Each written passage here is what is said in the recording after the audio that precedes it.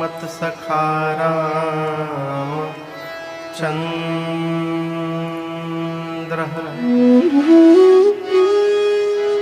सर्वस्वं मे रामचंद्रो दया नान्यं जाने नहीं जाने न जाने बंदों श्री तुलसी के चरण जिनके ह्यों जग का कलि समुद्र बूढ़त लख्यों रगट्यों सत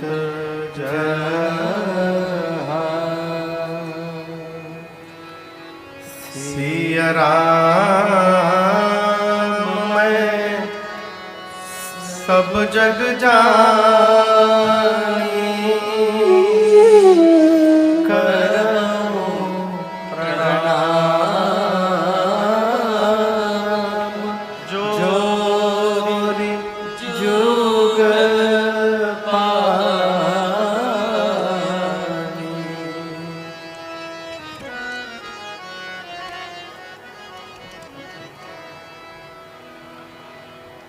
सियावर रामचंद्र भगवान की जय। जोर से बोलिए, ठीक ना। सियावर रामचंद्र भगवान की जय। श्री बाल कृष्ण भगवान की जय। उमापति महादेव की जय। पवन सुत हनुमान की जय। पूज्यपाद गोस्वामी तुलसीदास जी महाराज की जय। श्री रामचरितमानस भगवान की जय। नमः पार्वती पतये हर हर महादेव।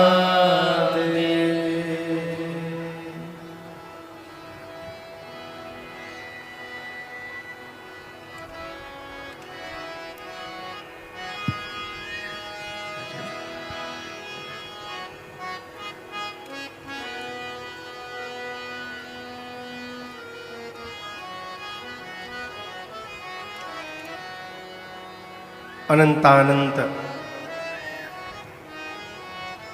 कोटि ब्रह्मांड नायक अकारण करुणा वरुणालय भगवान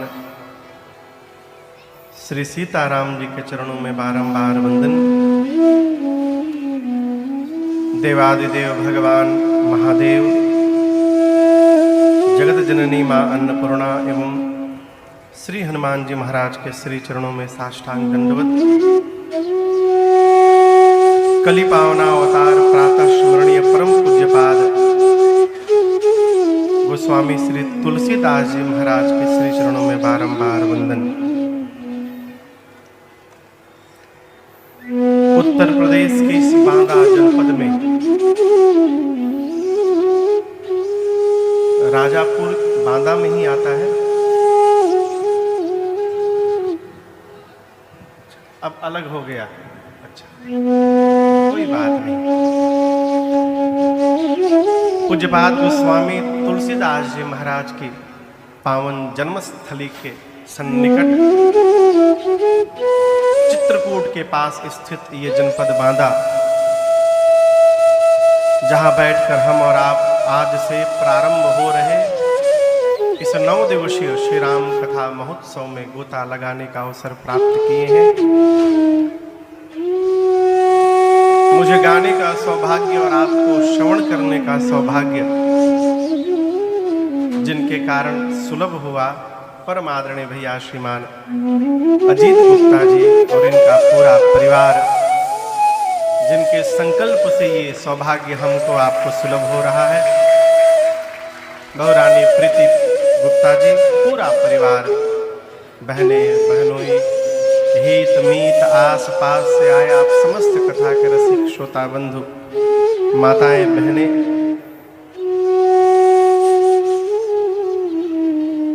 रहने वाले तो बांदा के ही हैं, लेकिन अमेरिका से आए हमारे बड़े प्रिय भैया संत शिवहरे जी है।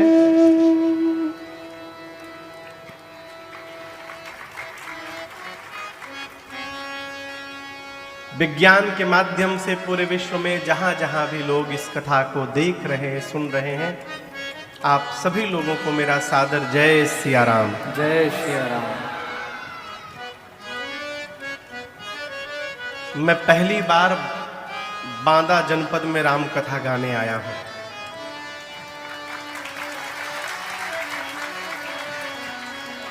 और प्रचार में लगभग पिछले 5-6 महीनों से बांदा के साथ चित्रकूट भी लिखा हुआ था।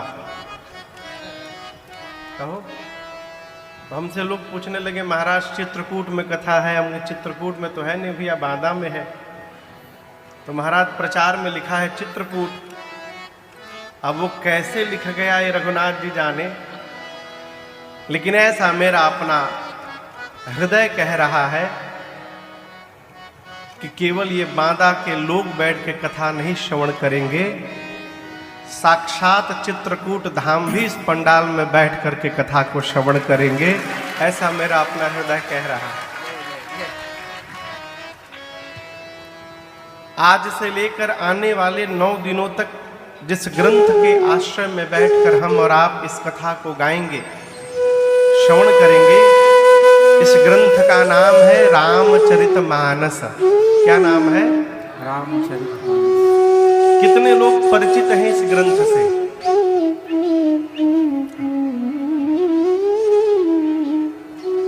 जो हाथ नहीं उठाए होंगे वो समझ ही नहीं पाए होंगे हम क्या पूछे हैं।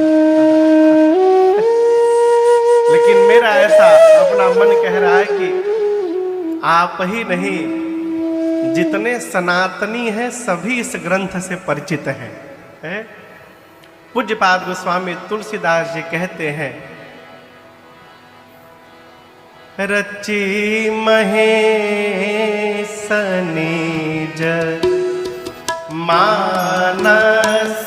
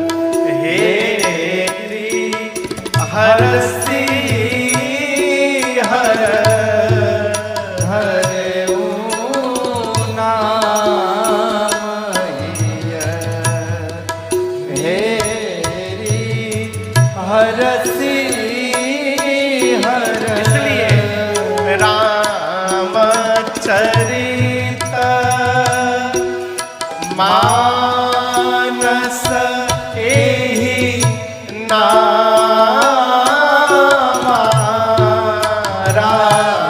रामचरित मानस एहि नामा सुनत श्रवण पाए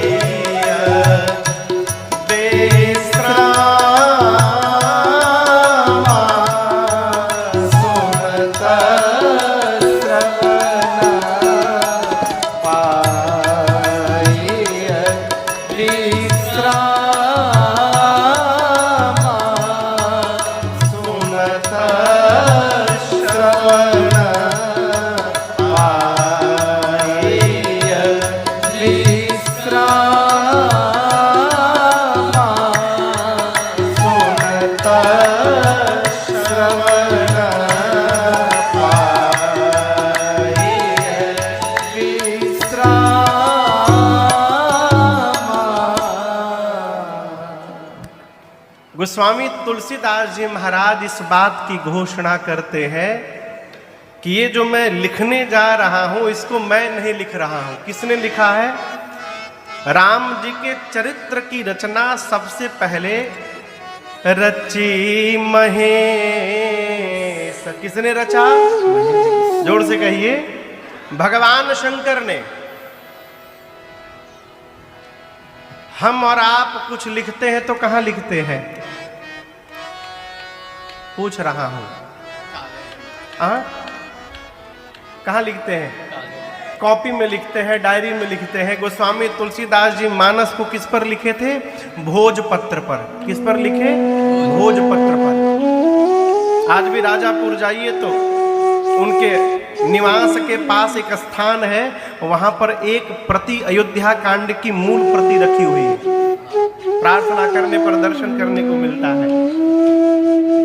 हम और आप कागज पर लिखते हैं, बाबा ने भोजपत्र पर लिखा, परंतु गोस्वामी तुलसीदास जी कहते हैं शंकर जी ने लिखी। कहां लिखी? रची महेश निज मानस राखा। बाबा ने कहा लिखा? अपने मन पे लिखा, अपने मन के कागज पर। गोस्वामी तुलसीदास जी कहते हैं भगवान शंकर ने सबसे पहले राम जी के चरित्र को लिखा और प्रकट कब किया? पाई सुसमय। कौन सा समय प्राप्त करके? सुसमय। अजित बाबू, कौन सा समय? सुसमय। सुसमय माने सु से सुंदर, असमय। सुंदर समय जब मिला भगवान शंकर को, तब बाबा ने मानस से निकालकर और शिवासन भाखा। शिवा यानी मां पार्वती के सामने भगवान शंकर ने उस कथा को प्रकट कर दिया, सुंदर समय प्राप्त करके। इस बात को बहुत भाव से समझिएगा। भगवान की कथा जहां तहां जैसे तैसे जिसको तिसको नहीं सुनानी चाहिए।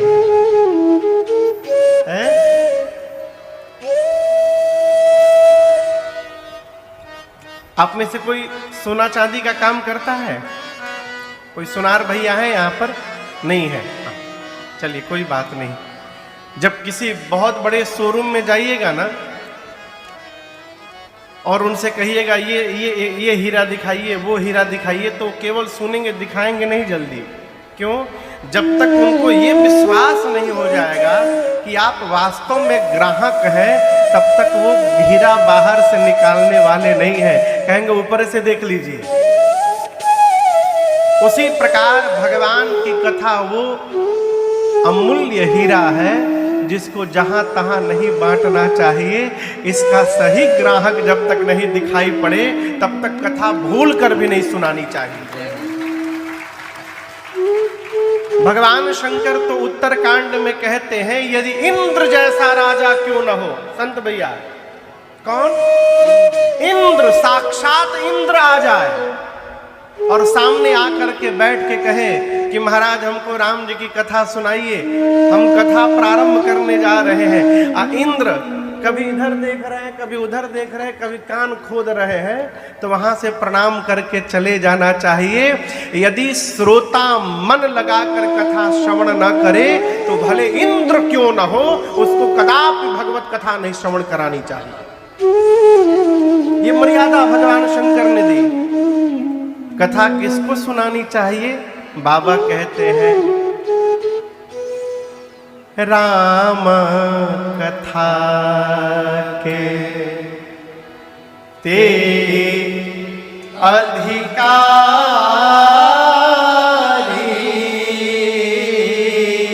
राम कथा का अधिकारी कौन है? पहला क्राइटेरिया, जिनके सत्संगति अति प्यारी। जिस जीव को सत्संग से प्रेम है उसी जीव को भगवान की कथा सुनानी चाहिए। समझ रहे हैं? तो भगवान शंकर लिख करके मन में रखे रहे। बहुत समय बीतने के बाद जब सुंदर समय मिला, सुंदर समय कब मिला आप कल परसों श्रवण करिएगा, जब पार्वती मैया के हृदय में कथा के प्रति प्रीति जागृत हुई, तो सुंदर समय जानकर भगवान शंकर ने अपने मानस यानी मन में जो कथा रखी थी उसको प्रकट कर दिया। आप राम जी के चरित्र को आप श्रवण किए होंगे। राम जी के चरित्र के ऊपर कई ग्रंथ हैं। कितने ग्रंथ हैं तो आपसे कहूं 100 करोड़ से ऊपर। कितने भैया? चरितम रघुनाथस्य शतकोटि प्रविस्तरम, 100 करोड़ से ऊपर इतनी रामायण है, 100 करोड़ से ऊपर। अब आप कहोगे महाराज इतने रामायण कैसे बन गए? तो इसका सीधा सीधा उत्तर समझिएगा। यहां पर आप जितने लोग आज पंडाल में प्रथम दिन बैठे हैं, कल्पना करिए कथा के बाद आप बारी बारी मेरे सामने आए कमरे में, हम आपसे पूछे कि आज आपने क्या श्रवण किया बताइए, तो क्या सब लोग एक ही जैसा उत्तर देंगे? क्यों? अलग अलग क्यों देंगे? सुने तो आप एक ही जगह है, एक ही बात सुने हैं, लेकिन उत्तर सबके अलग अलग हो जाएंगे। क्यों अलग हो जाएंगे? जिसकी मति जैसी रहती है वह उसी प्रकार से समझता है। जिसका बर्तन जितना बड़ा होता है उसके पास उतना ही सामान आता है। एक प्रसंग सुनाऊं। एक भगवान के भगत हुए पूज्य श्री एकनाथ जी महाराज।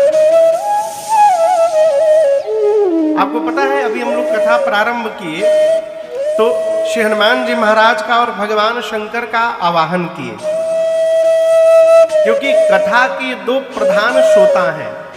अब यहां दर्शन करिए व्यासपीठ पर, मैं तो सुना रहा हूं, सामने मेरे राघव सरकार बैठे हैं, ये सामने बीच में है। मैं पिछले 15 वर्षों से इनको राम कथा सुना रहा हूं। इधर दाहिने हाथ में भगवान शंकर, मां भवानी, गणपति भगवान और कार्तिकेय जी बैठे हैं, बाबा का पूरा परिवार। और इधर बाईं ओर श्री हनुमान जी महाराज बैठे हैं। ये दिल्ली के कनाड पैलेस के हनुमान जी महाराज हैं। इनके पहले दूसरे हनुमान जी कथा सुनते थे, वो अभी निवास पर है दरबार में। ये आ गए अपने आप कथा सुनने के लिए, तो 2017 से ये सुन रहे हैं। और मैं आपसे निवेदन करूं, आप सुनिए चाहे न सुनिए, ये तीनों लोग बड़े ध्यान से कथा सुनते हैं, इसलिए हम इनको सुनाकर सौभाग्यवर्धन करते हैं अपना। है? कहीं भी कथा हो, इस बात को याद रखिएगा, हनुमान जी महाराज वहां अवश्य रहते हैं, किसी न किसी रूप में रहते हैं। किसी भी रूप में, जीव जंतु मनुष्य किसी रूप में पहुंच जाएंगे। इसी सिद्धांत से गोस्वामी तुलसीदास जी को श्री हनुमान जी से भेंट हो गई। गोस्वामी जी काशी जी में रहते थे, अजित बाबू, और शौच होने के लिए गोस्वामी जी काशी की भूमि पर शौच नहीं करते थे। गंगा जी को नित्य पार करके, जिधर मुगल सराय है, गंगा पार करके रेता में उधर जाया करते थे रामनगर की तरफ। और लौटते समय जो लोटा में जल बचता था, वहां एक पेड़ था जामुन का रास्ते में, उसके जड़ में डाल दिया करते थे। नित्य का नियम था, लौटते समय जो जल बचे उस वृक्ष के जड़ में डाल देते थे। उस वृक्ष में एक ब्रह्म राक्षस रहता था, और गोस्वामी जी के जल देते देते रहने से उसकी प्यास तृप्त हुई, और एक दिन उसने दर्शन दे दिया। कहा, आपने मुझे तृप्त किया है, कहिए क्या चाहिए आपको? गोस्वामी तुलसीदास जी बोले, मुझे भगवान का दर्शन करना है। उस ब्रह्म राक्षस ने कहा, मेरा सामर्थ्य तो नहीं है कि मैं आपको भगवान का दर्शन करा दूं, लेकिन जिनके कारण भगवत दर्शन हो सकता है उनका पता मैं आपको बता सकता हूं। तो किनके कारण भगवान मिलेंगे? राम दुआरे तुम रखवारे, अहो तना बिनु पैसा श्री हनुमान जी महाराज बैठे हैं, बिना हनुमान जी की कृपा मिले राम जी का दर्शन मिलने वाला नहीं है। तो उस ब्रह्म राक्षस ने कहा गोस्वामी जी से, मैं ये बता सकता हूं कि श्री हनुमान जी कैसे मिलेंगे आपको। गोस्वामी जी बोले बताइए। बोले किसी भी कथा में चले जाइएगा, कथा पंडाल में जो सबसे पहले आए और सबसे अंत में जाए वो हनुमान जी महाराज है, दूसरा कोई नहीं है। गोस्वामी जी काशी में आए, एक जगह कथा चल रही थी। अब सोचे ये कैसे पता चलेगा कि पहले कौन आया है। बोले चल के बैठ जाता हूं, पहले कौन आया है ये तो नहीं चलेगा, लेकिन अंत में कौन जा रहा है ये तो पता चल ही जाएगा। जाकर के बैठ गए, कथा पूरी भई। कथा के बाद महाराज भी चले गए, आयोजक भी चले गए, एक एक करके श्रोता भी चले गए। एक फटा पुराना वस्त्र ओढ़ करके दीनहीन भाव में वेश बदल कर श्री हनुमान जी महाराज बैठे थे पंडाल में। अब हनुमान जी का नियम कि सबसे अंत में जाते हैं, गोस्वामी जी जा ही नहीं रहे। हनुमान जी बोले बाबा आप जाइए, गोस्वामी जी बोले आप जाइए। हनुमान जी बोले हम थोड़ी देर बाद जाएंगे, आप जाइए। गोस्वामी जी बोले हम पूरी रात यहीं सोएंगे। जब बहुत देर तक आप जाइए होता रहा, तब श्री हनुमान जी महाराज ने पहली बार गोस्वामी तुलसीदास जी को प्रकट होकर साक्षात दर्शन दिया वहीं पर। और फिर कहा आप धाम जाइए, रंगनाथ जी का दर्शन मिलेगा। गोस्वामी जी को दर्शन प्राप्त हुआ। कहने का अर्थ प्रत्येक कथा में श्री हनुमान जी महाराज विराजमान रहते हैं। तो पूज्य श्री एकनाथ जी महाराज कथा गा रहे थे। बाबू पुष्प वाटिका, अशोक वाटिका का वर्णन आया और कथावाचक पूज्य एकनाथ जी बोली अशोक वाटिका में सीता मैया जहां बैठी थी वहां श्वेत रंग के पुष्प लगे हुए थे। किस रंग के? श्वेत, सफेद रंग के पुष्प खिले हुए थे। हनुमान जी महाराज आकर बोले वक्ता से, कथावाचक से, महाराज क्या बोल रहे हैं? मैं वहीं था, लाल रंग के फूल खिले हुए थे। अब कथावाचक महाराज बोले सफेद रंग के फूल थे। हनुमान जी बोले लाल रंग के फूल थे। कथावाचक बोले नहीं नहीं मैं देख रहा हूं सफेद रंग के फूल थे। हनुमान जी बोले किशोरी जी से पूछा जाए, तो सीता मैया से पूछा गया। सीता मैया बोली न सफेद रंग के फूल थे न लाल रंग के फूल थे, सब नीले रंग के फूल थे वहां पर, है? नील वर्ण के फूल थे। अब तो समस्या और बढ़ गई हो। समस्या पहुंची राम जी के पास। वक्ता ने कहा सरकार हम सत्य कह रहे हैं, हमने देखा है भाव में प्रवेश करके वहां सफेद रंग के फूल थे। हनुमान जी बोले आप भाव रूप से प्रवेश करके बोले मैं वहां गया, जाकर देखा था लाल रंग के फूल थे। सीता मैया बोली आप तो आकर देखे थे, मैं कई दिनों तक वहीं रही थी, वहां सारे नीले रंग के फूल थे। अब सत्य सब कहने को तैयार है कि हम सत्य बोल रहे हैं। राम जी बोले आप तीनों सत्य बोल रहे हैं। तीनों ने कहा प्रभु ये संभव कैसे है, सत्य तो कोई एक ही होगा। राम जी ने कहा सत्य तो ये है कि अशोक वाटिका के सारे पुष्प श्वेत वर्ण के थे, सफेद रंग के थे। कथावाचक आनंद हो गया, हम सही कह रहे थे। हनुमान जी बोले प्रभु जो मैंने देखा। राम जी बोले आप भी सत्य बोल रहे हैं। पुष्प तो हनुमान श्वेत वर्ण के ही थे, लेकिन जब रावण के सिपाही सीता जी को त्रास देने लगे तो आपको इतना क्रोध आ गया था उस समय कि आपके आंख में रक्त निकल गया था। क्रोध के कारण आंखें लाल हो गईं और उस आंख लाल होने के कारण आपको सारे सफेद पुष्प लाल लाल दिखाई देने लगे थे, इसलिए आप भी सत्य बोल रहे हैं। और सीता मैया, हनुमान जी बोले फिर ये कैसे कह रही है मैया कि नीले रंग के पुष्प थे? राम जी बोले ये जितने दिन थी ये सब जगह मुझे ही देखती रहती थी। मेरा रंग नीला रंग का है, इनके को सारे पुष्प नीले दिखाई दे रहे थे। है? कहने का अर्थ है माई बाप, कथा एक ही होती है, परंतु सुनने वाले श्रोता के विचार अलग होते हैं, उनके भाव अलग होते हैं, उनकी बुद्धि अलग होती है, इसलिए सब अलग अलग समझते हैं। उसी प्रकार राम जी की लीला में जितने लोग सहयोग करने आए, सबने अपने अपने बुद्धि से एक एक रामायण की रचना की थी, इसलिए रामायण की संख्या 1 करोड़ से ऊपर हो गई।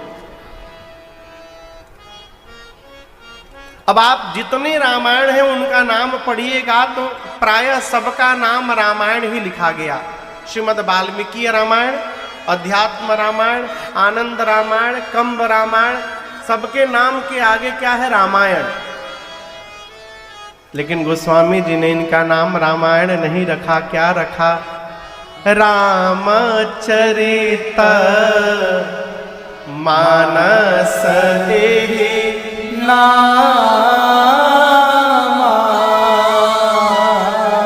सुनत श्रवण पाए विश्राम। गोस्वामी जी कहते हैं इनका नाम है रामचरितमानस। अब ये रामचरितमानस क्यों नाम पड़ा, इसके पीछे समझिए। बाबा कहते हैं भगवान शंकर ने इस चरित्र को रखकर कहाँ रखा? मानस में। गोस्वामी तुलसीदास जी कहते हैं मैं वो चरित्र लिखने जा रहा हूँ राम जी का जो भगवान शंकर के मानस से प्रकट हुआ है। जो रामचरित्र शिव मानस से प्रवाहित हुआ है उसको मैं लिखने जा रहा हूं, इसलिए इस ग्रंथ का नाम हुआ रामचरितमानस। क्या नाम हुआ? और सुनने से क्या होगा? बाबा कहते हैं रामचरित मानस सुनत श्रवण पाई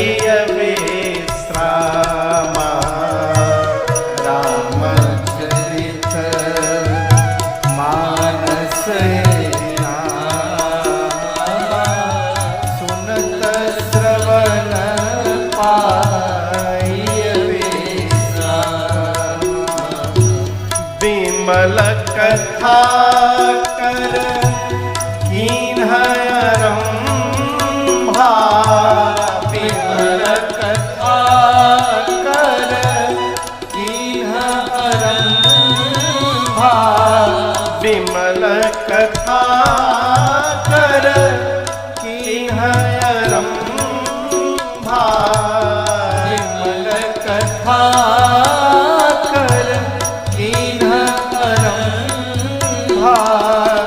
विमल कथा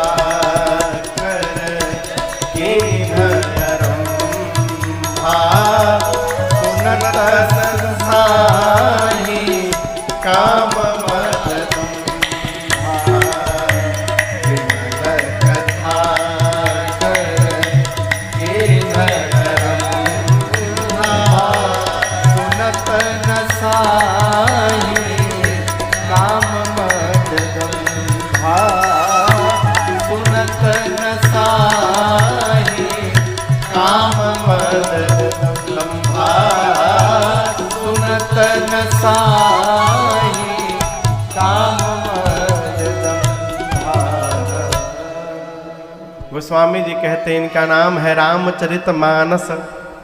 और सुनने से क्या होगा?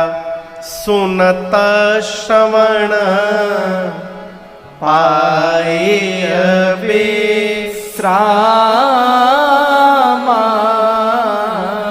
गोस्वामी जी कहते हैं भगवान के इस चरित्र को श्रवण करने मात्र से हमारे मन को एक न एक दिन विश्राम की प्राप्ति हो